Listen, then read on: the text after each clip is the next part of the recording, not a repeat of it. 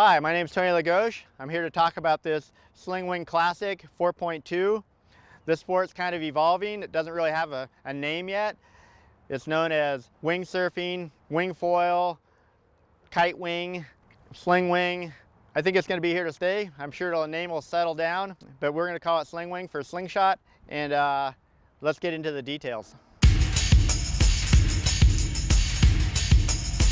First thing you notice with the Slingwing 4.2 is it has quite a big leading edge diameter, and it has a lot of segments, which gives it a nice curve and really good structure.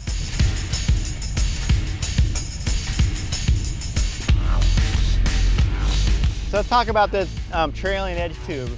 It has a few functions that we've learned over the years. One, we dialed it in to make the wing pitch positive, so it gives the wing reflex and it really makes it stable. Makes the wing silent and it won't flutter. It makes it a really solid structure, but also gives the wing some reflex, and that reflex is just a nice kind of thing. So when you're tacking, moving around, you can kind of, the thing's always gonna just float there. We added this high pressure top off valve right here. This is a top off valve that's just a ball valve. I would recommend, if it's just normal conditions, you just pump it up hard and you don't need to top it off. But if it's really, you're powered up and you want the frame to be even more rigid, these tube diameters are smaller, so you can top this up over time if you want more performance and higher wind and more efficiencies. Making this rear tube as rigid as possible is very effective. The most important part is actually the handle system that we came up with.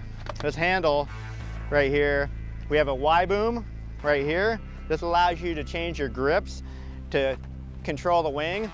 And we also have loops right here that they mount on the side of the strut. And this is a split strut setup.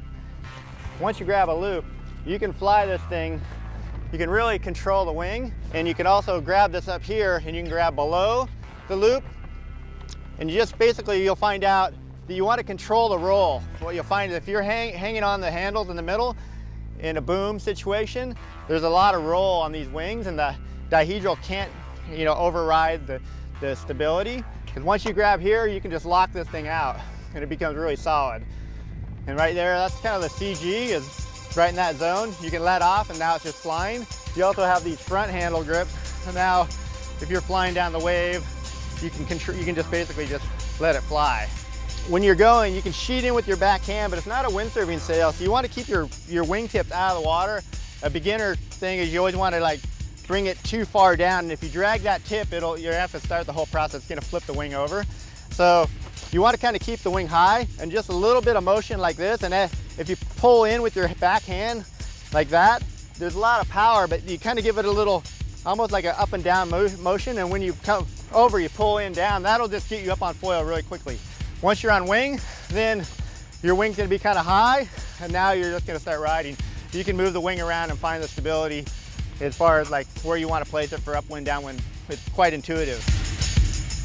There's two ways to put your leash on. The full sure way of it never coming off is to run your leash through the loop. I recommend this way for most people. Run it through the loop, and then you have it fixed onto the connection.